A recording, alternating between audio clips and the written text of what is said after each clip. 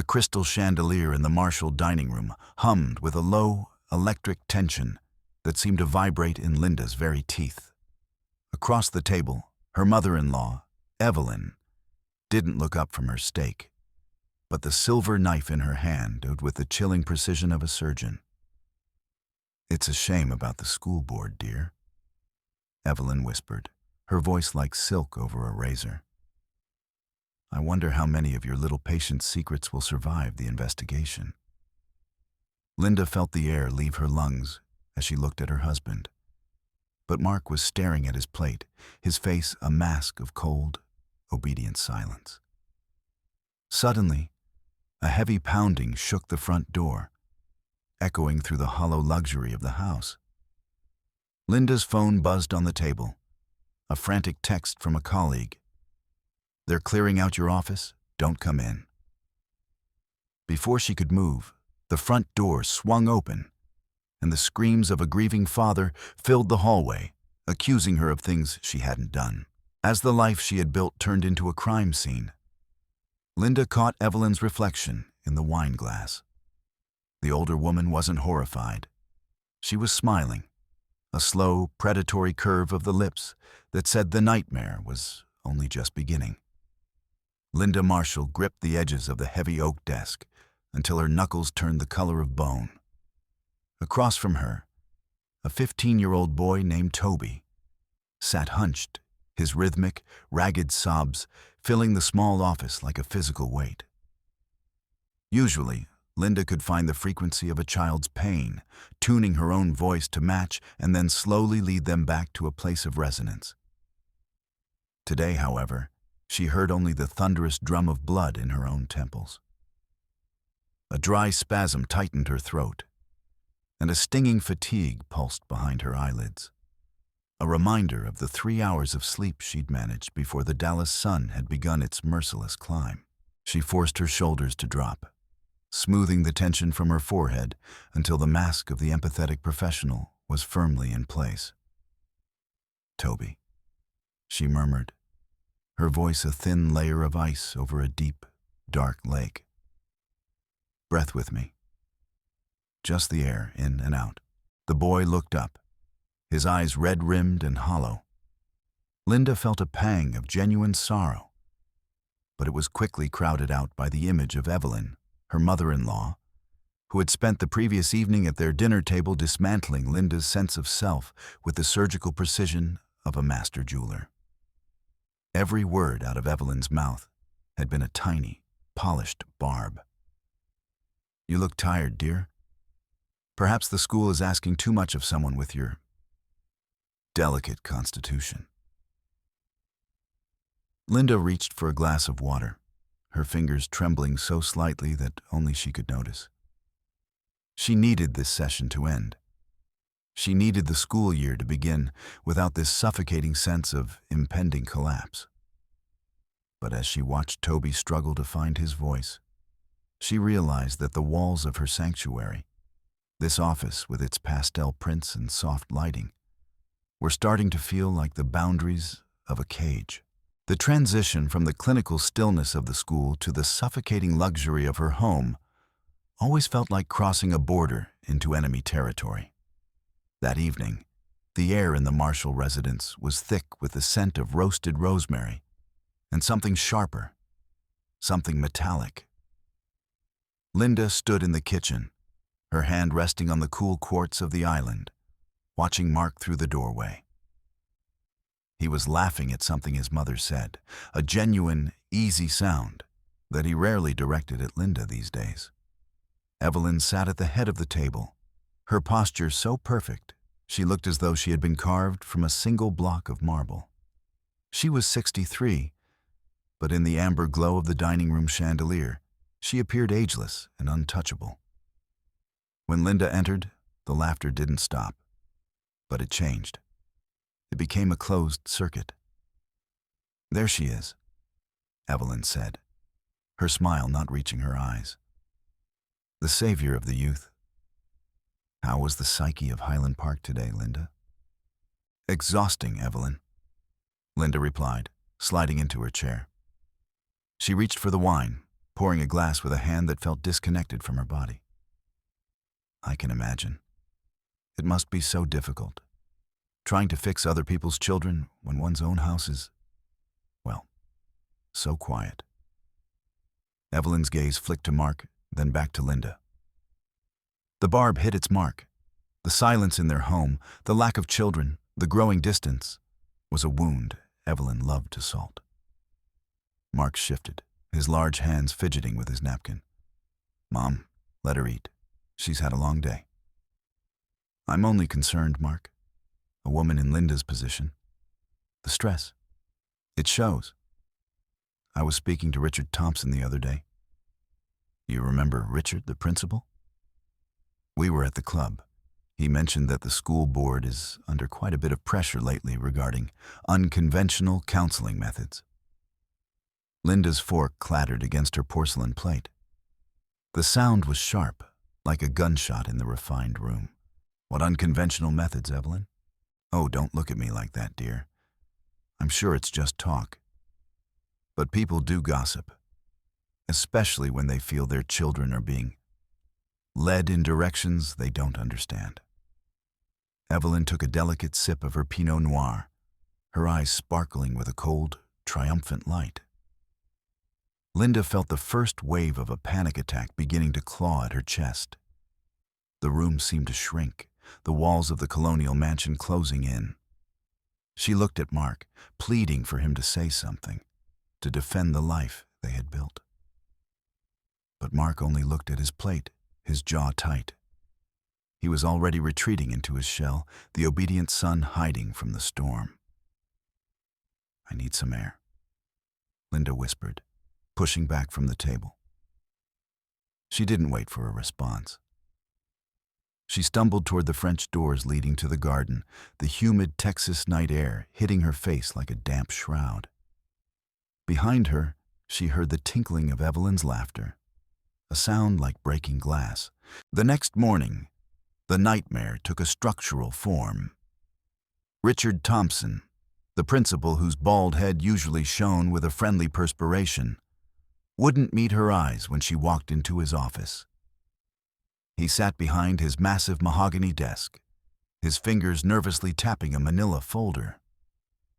"Linda," he began, his voice barely audible over the hum of the air conditioning. "We've received a formal complaint. An anonymous source, but with supporting documentation. The board is required to initiate a preliminary review of your professional conduct." Linda felt the floor tilt. "A review? On what grounds, Richard? I've been here for 12 years. My record is spotless." "It's about the Toby Vance case, and a few others. There are allegations of emotional manipulation, of overstepping the boundaries of a school psychologist." Richard finally looked up, and in his eyes, Linda saw a terrifying mixture of pity and fear. "The source provided testimonials, Linda, from parents who claim their children were harmed by your sessions." Evelyn. The name didn't just cross her mind. It burned through it.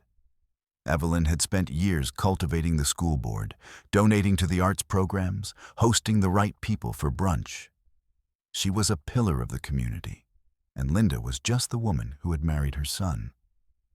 "This is a lie," Linda said, her voice trembling. "Richard, you know me. You know I would never. I know what's on my desk, Linda. And until the board clears this, I've been instructed to limit your access to student files." She left his office in a blur, the fluorescent lights of the hallway suddenly too bright, the lockers lining the walls seeming to lean toward her. She drove home in a trance, her mind racing through the thousands of ways Evelyn could have orchestrated this. By the time she pulled into the driveway, her fear had transmuted into a cold, hard rage. She found Mark in his home office, surrounded by blueprints. He looked up, his face weary. "Mark, your mother is trying to destroy my career?" she said, her voice cracking. Mark sighed, a long, defeated sound. Linda, not this again. She was just telling us what she heard at the club. She was trying to warn you. Warn me? She is the warning. She's the one who filed the complaint, Mark. She's using her friends on the board to get me fired. That's insane, Mark said, standing up. He rubbed the bridge of his nose, a gesture he'd inherited from his father. Why would she do that? She wants us to be happy. She wants me to have a stable life. She wants you to have her life. She can't stand that I have a world she doesn't control. Linda stepped closer, her hands clenched into fists. Open your eyes, Mark. She's been chipping away at us for years, and now she's going for the kill. You're being paranoid, Mark snapped, his voice rising for the first time. You're stressed, and you're taking it out on her because she's an easy target. My mother has done nothing but support us. The argument spiraled, a familiar dance of accusations and denials that left both of them exhausted and bitter. Mark eventually walked out, slamming the door behind him, leaving Linda alone in the house that was supposed to be her sanctuary. She sat on the floor of the hallway, the cold marble seeping through her slacks, and realized that she wasn't just fighting for her job. She was fighting for her sanity. The following week was a slow-motion car crash. Linda was officially placed on administrative leave. The news spread through the school like a virus. Colleagues who had shared coffee with her for a decade suddenly found reasons to look at their phones when she passed them in the parking lot. The isolation was physical, a cold vacuum that followed her everywhere. Evelyn, meanwhile, moved with the grace of a shark in shallow water. Linda discovered, through a tearful phone call from Toby's mother, that Evelyn had invited the Vances to tea. She was so kind, Linda, Mrs. Vance had sniffled. She told us she was worried about Toby. She said she'd heard things, that your methods were experimental. She showed us some articles about repressed memory syndrome and how dangerous it can be in the wrong hands. My husband is furious. He wants to sue the school. Linda sat in her car, the phone pressed to her ear, watching the rain streak the windshield. Evelyn wasn't just attacking her. She was poisoning the very people Linda was sworn to protect. The realization that Evelyn had broken the seal of confidentiality, that she had somehow gained access to student names, was a jolt of pure electricity. She drove to the Golden Vulture, a high-end cafe where she knew Evelyn spent her Tuesday afternoons. She found her in a corner booth, the silver spoon clinking against her porcelain cup as she stirred her cappuccino. Across from her sat the Vances, looking rigid and terrified. Linda didn't approach. She watched from the shadows of the foyer. She saw Evelyn slide a manila folder across the table, her manicured nails tapping the edge of a document. She saw the Vances lean in, their faces pale. She saw the moment the trap snapped shut. When Linda finally confronted her mother-in-law later that evening, the scene was different. Evelyn was back in the Marshall living room, comfortably ensconced in a wingback chair. "I know what you're doing," Linda said, her voice low and dangerous. Evelyn didn't even look up from her knitting. "I'm sure I don't know what you mean, dear." "The Vances, the school board. I saw you at the cafe. You're feeding them lies." Evelyn paused, her needles clicking together once, twice. She looked up, and for a second, the mask slipped. There was a raw, jagged hunger in her eyes. "I am protecting my son. You are a distraction, Linda. A fragile, hysterical distraction, who is dragging him down into your own little pit of misery. Mark deserves a partner who is strong. Someone who understands the weight of the Marshall name." "You don't care about Mark," Linda spat. "You care about power. You're a sociopath, Evelyn." Evelyn smiled, a thin, cruel line. "And you're unemployed. Let's see who Mark believes." The blow came the next day, and it was physical. Linda was in her office, packing her personal belongings into a cardboard box, when the door flew open. It didn't just open. It hit the wall with a crack that echoed down the hallway. Mr. Vance stood there, his face a mottled purple, his chest heaving. "You monster," he roared. Linda stood up, her heart hammering. "Mr. Vance, please, let's talk calmly." "Talk? You've been filling my son's head with lies about his own family. You've been trying to turn him against us." He lunged forward, his heavy fist slamming onto the desk. A glass paperweight, a gift from a former student, shattered, sending shards of crystal flying across the room. Linda recoiled, her back hitting the bookshelf. "I haven't told Toby anything that wasn't—" "I saw the notes. Evelyn showed me the notes you took. You called us toxic. You suggested he leave home." He threw a handful of papers at her. They were photocopies of her private session logs, annotated in a hand she recognized instantly. Evelyn's elegant, looping script was everywhere, highlighting phrases and twisting their meaning.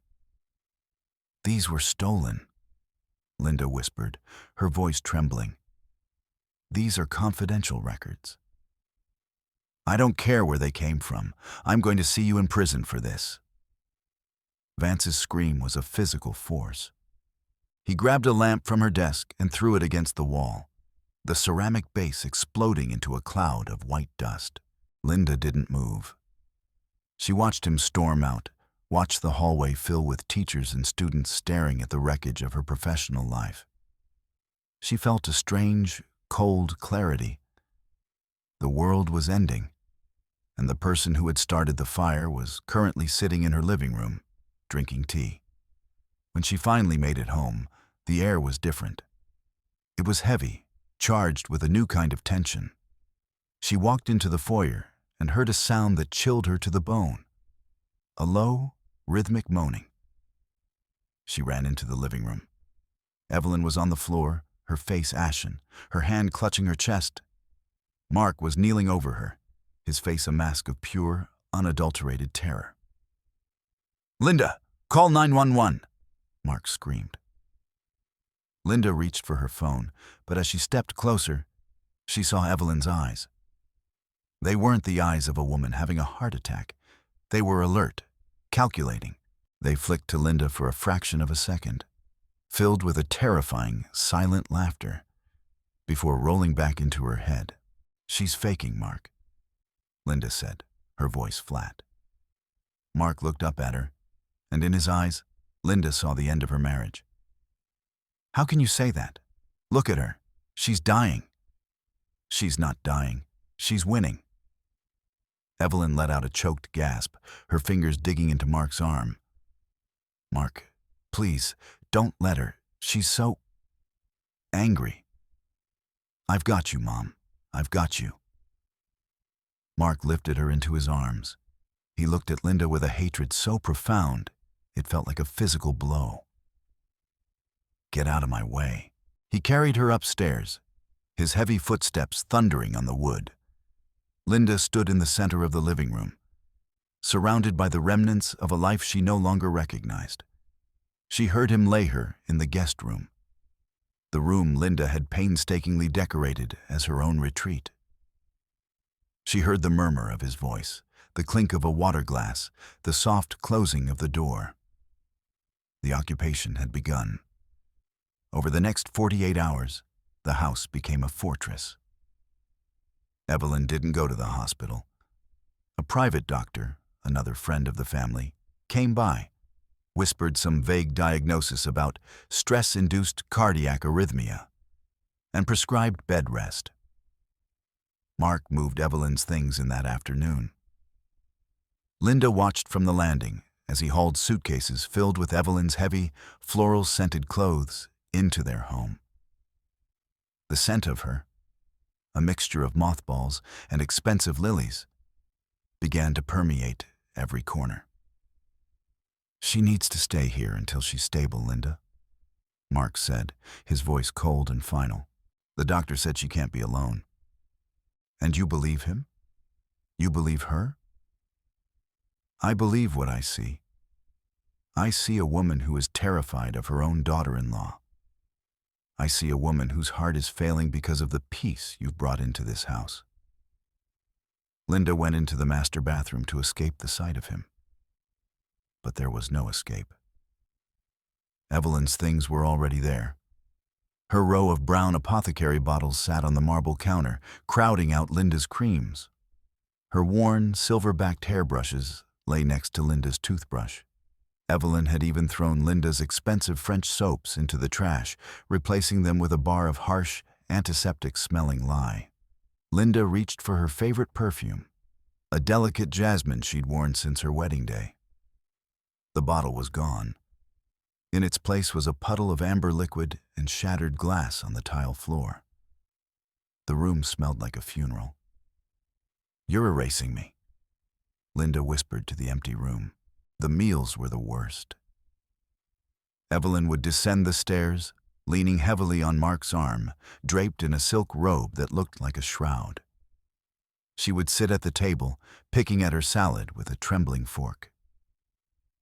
"Linda, dear," she would whisper, her voice barely audible.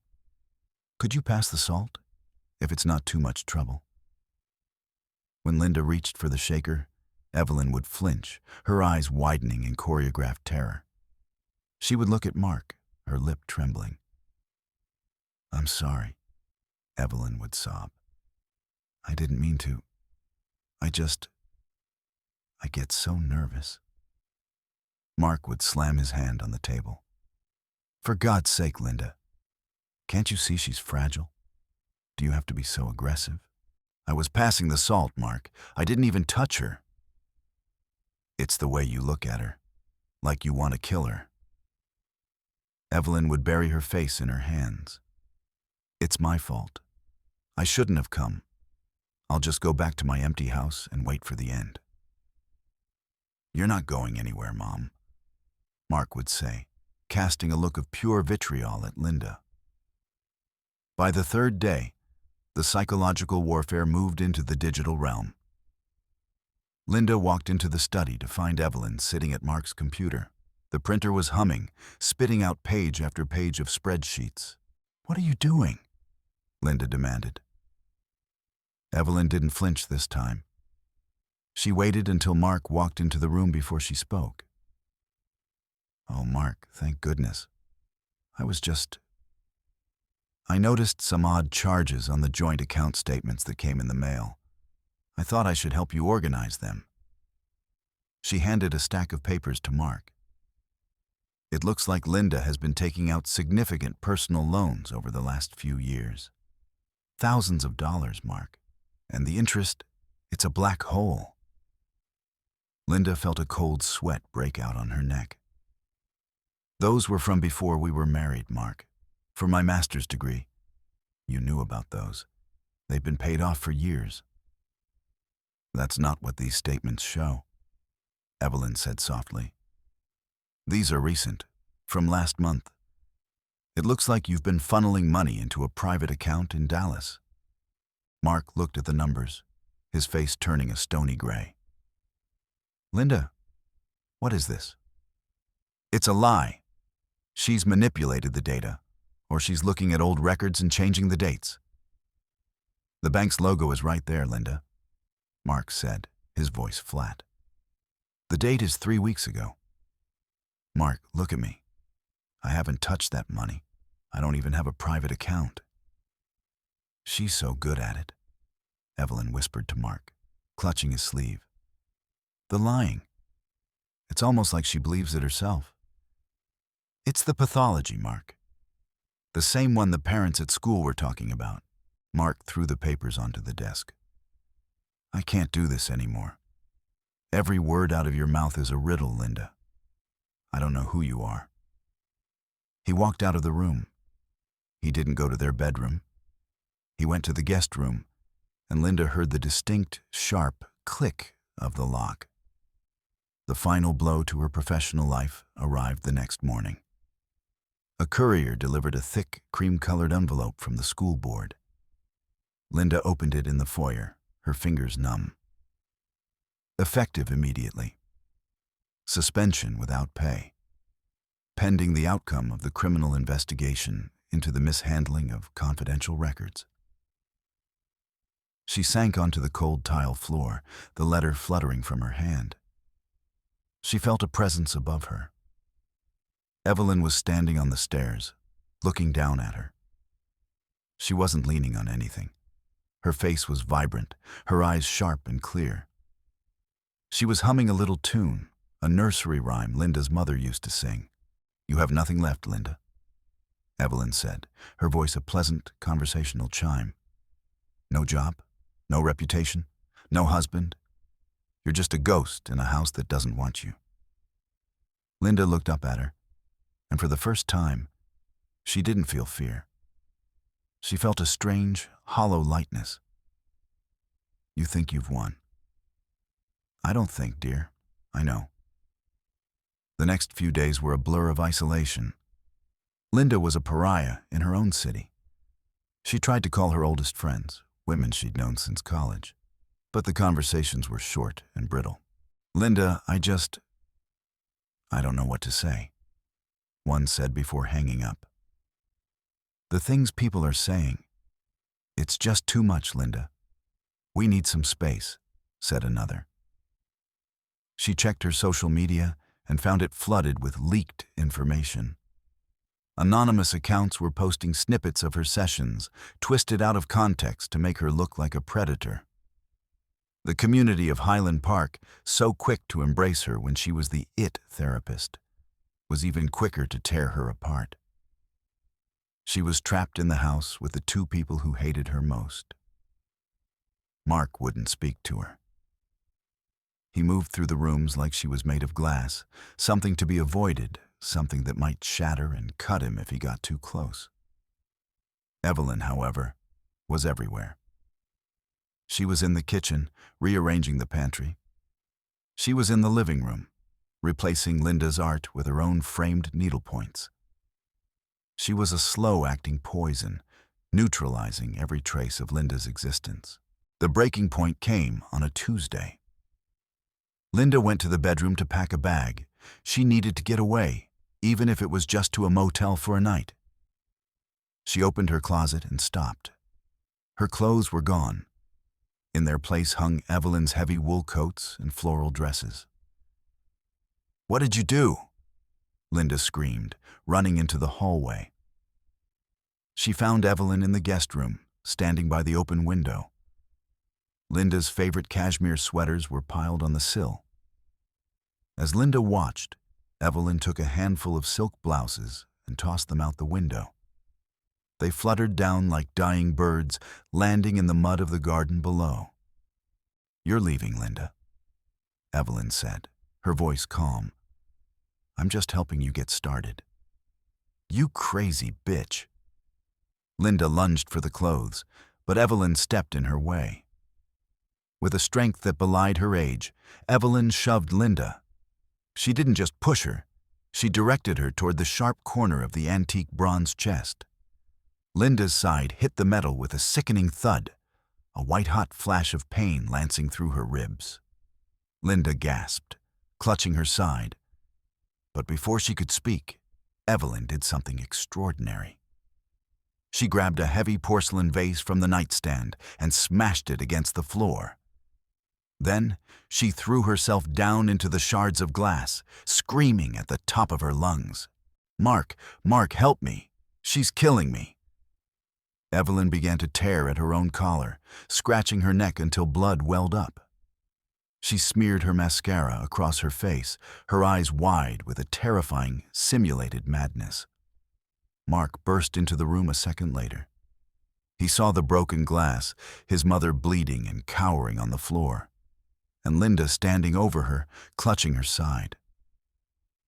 "You monster," Mark roared. He didn't ask questions. He grabbed Linda by the arm, his fingers digging into her flesh like talons. Mark, she pushed me. She broke the vase." "Shut up, just shut up." He dragged her out of the room, his face twisted with a rage Linda had never seen. He hauled her down the stairs, her feet barely touching the steps. He threw open the front door and shoved her out onto the porch. The rain was coming down in a cold, steady drizzle. Linda fell onto the wet concrete, her breath coming in ragged gasps. "Don't you ever come back here?" Mark screamed, his voice breaking. "I'm calling the police. I'm calling a lawyer." "You're dead to me, Linda." The door slammed shut. She heard the heavy thud of the deadbolt. She heard the crack of the glass insert as the vibration traveled through the frame. She sat on the porch, the rain soaking through her thin shirt, and watched the lights of her house go out one by one. She was alone. She had no money, no home, and a reputation that was currently being burned at the stake. She checked into a motel on the edge of the city, a place that smelled of stale cigarettes and despair. She sat on the edge of the bed, the flickering neon sign of the Blue Jay casting rhythmic blue shadows across the room. She looked at herself in the cracked mirror. Her side was a deep, angry purple. Her eyes were sunken. She felt the old wound, the one her mother had left when she walked away, opening up wider than ever. Love is what leaves. But as she sat there, a new feeling began to stir beneath the grief. It wasn't sadness. It was a cold, clinical curiosity. She was a psychologist. She knew how the mind worked. She knew Evelyn's patterns. She knew that Evelyn's greatest strength, her vanity, was also her greatest weakness. Evelyn didn't just want to destroy Linda. She wanted to be seen destroying her. She wanted the audience. She wanted the applause of the Dallas elite. Linda reached for her phone. Her fingers were steady now. She began to type a message to Evelyn. It was a masterpiece of submissive prose. "Evelyn, you were right. I've lost everything. I can't fight you anymore. I just want to end this with some dignity. Let me come to the gala on Friday. Let me stand up and apologize to you and Mark in front of everyone. I want to set the record right so I can leave Dallas and never look back. Please, for Mark's sake." She hit send. She knew the bait was perfect. Evelyn couldn't resist a public execution. The confirmation came an hour later. A short, curt message with an electronic invitation attached. "This is your last chance to show a shred of character, Linda. Don't be late." Linda set the phone down. She didn't sleep. She spent the night in the shadows of the motel room, mapping out the architecture of a trap. The next 2 days were a fever dream of preparation. She met with a contact she'd made years ago, a sound technician who worked the big charity events in Dallas. They met in his cramped, oil-scented garage. "You're sure this will work?" Linda asked, handing him a thick envelope of cash she'd managed to withdraw from a small emergency account Evelyn hadn't found.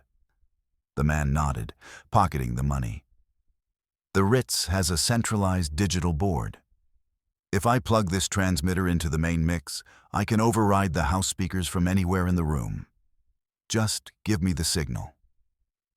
Linda handed him the miniature microphone, a tiny, high-gain device disguised as a piece of jewelry.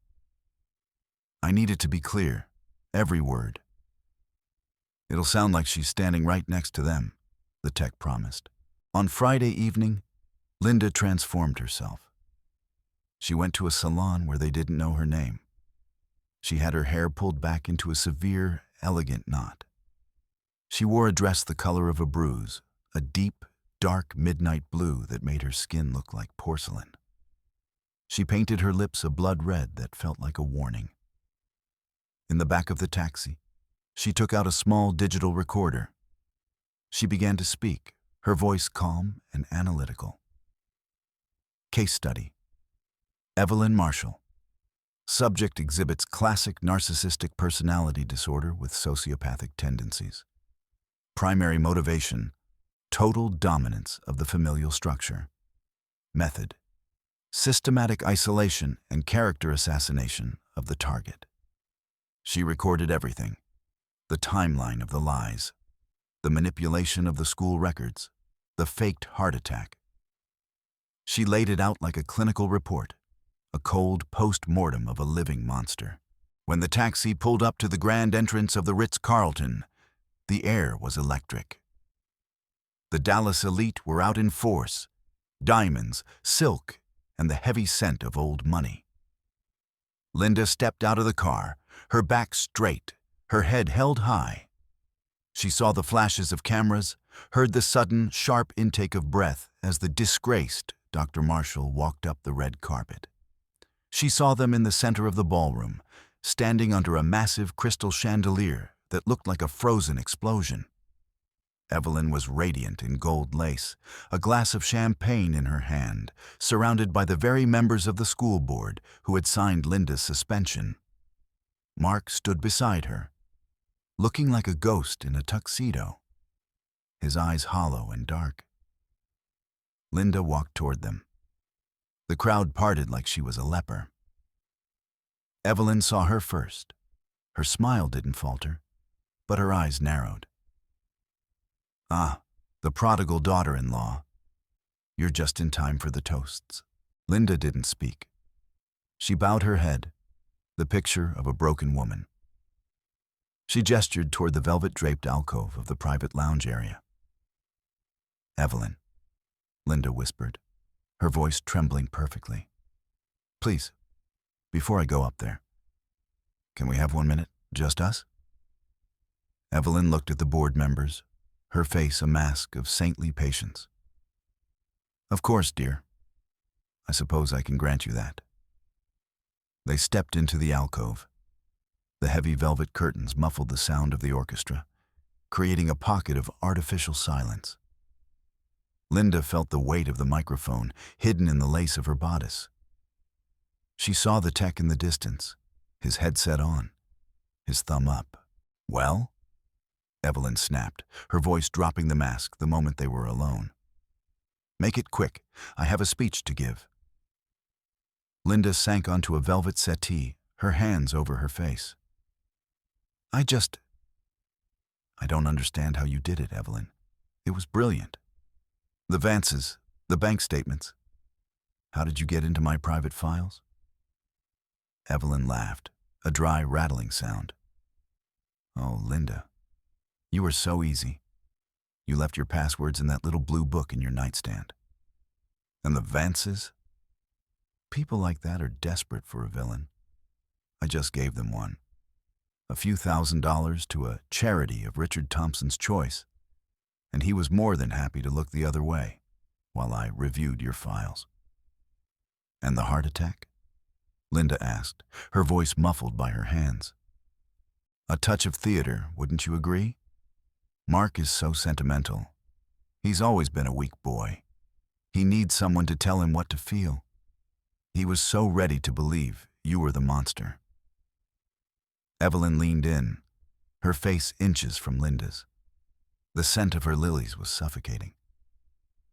"I've spent 40 years building this world, Linda. You were a temporary inhabitant. Now, you're an anecdote." "He loves me, Evelyn," Linda said, looking up.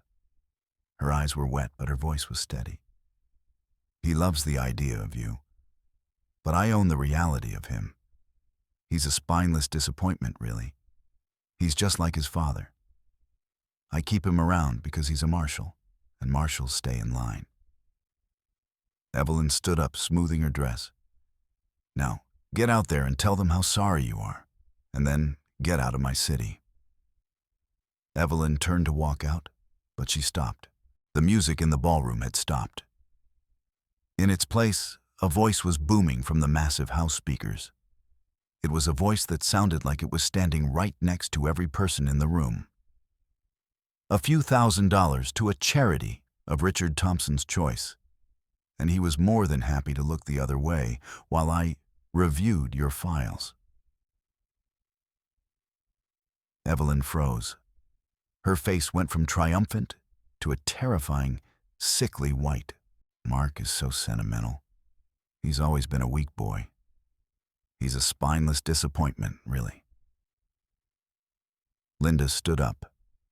She reached into her bodice and pulled out the tiny, blinking transmitter. She held it up like a trophy. "The acoustics in here are wonderful, aren't they?" Linda said. She pulled back the velvet curtain. The ballroom was a sea of frozen faces. Hundreds of people, the donors, the board members, the city's power brokers, were staring at the alcove. Richard Thompson looked like he was about to vomit. And in the center of the room stood Mark. He looked like he had been struck by lightning. He was staring at his mother, his mouth open, his eyes filled with a realization so painful it was almost visible. "Mark," Evelyn gasped, her voice finally cracking. It's a trick. She's used some kind of digital manipulation. I own the reality of him." The speakers roared, drowning her out. The silence that followed was absolute. It was the silence of a vacuum. Evelyn snapped. The mask didn't just slip, it shattered. She lunged at Linda, her face contorting into a mask of pure, animalistic fury. "You ruined it!" Evelyn screamed, her voice a jagged blade. "You ruined everything, you little bitch!" She raised her hand to strike Linda, her fingers curled into claws. Linda didn't flinch. She didn't move. She didn't have to. Mark was there. He moved with a speed and a violence Linda had never seen in him. He caught Evelyn's wrist in midair. The sound of his grip, the squeeze of skin on bone, was audible in the front row. "Mark, let go!" Evelyn shrieked. "She's lying. I heard you, Mother," Mark said. His voice wasn't loud. It was a low, guttural growl that seemed to come from the very bottom of his soul. "I heard every word." He looked at her, and for the first time in 45 years, he wasn't the obedient son. He was a man seeing a monster. He shoved her hand away with such force that she stumbled back into a table, sending a dozen crystal glasses crashing to the floor. Evelyn looked around the room, searching for an ally, for a friendly face. But there were none. The school board members were already walking away, their faces masks of professional distance. The Vances were staring at her with a dawning, horrified clarity. The social circle she had spent a lifetime cultivating was closing like a tomb. "Get out," Mark said. "Mark, don't be ridiculous. Get out!" His roar shook the chandelier.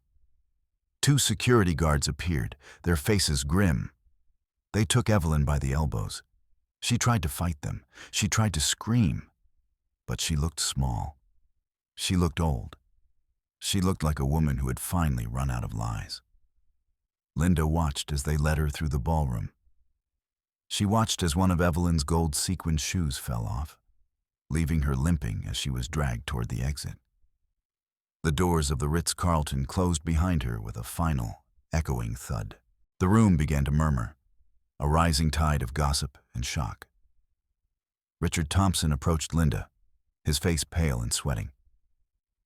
"Linda, Dr. Marshall, I had no idea. The board will, of course, issue a full apology. Your position is safe." Linda didn't look at him. She looked at Mark. He was standing by the darkened terrace doors, his shoulders slumped, his head in his hands. He looked like a man who had lost everything, only to find himself standing in the wreckage. Linda walked over to him. She didn't say anything. She just stood there in the cool night air, the lights of Dallas shimmering below them like a field of fallen stars. Mark looked up. His eyes were wet. "I'm so sorry, Linda. I'm so sorry." Linda reached out and took his hand. It was cold, but it was steady. "It's going to be a long road, Mark," she said, her voice a soft, certain chime in the dark. "I know. But the house is empty now." She looked out at the city, at the world she had reclaimed. She felt the weight of the medal on her neck, the one her mother had given her. For the first time, It didn't feel like a reminder of what she had lost. It felt like a shield. She wasn't the girl who had been left behind anymore. She was the woman who had stayed. And as the distant sound of the orchestra began to play again, a slow, cautious waltz, Linda Marshall finally breathed.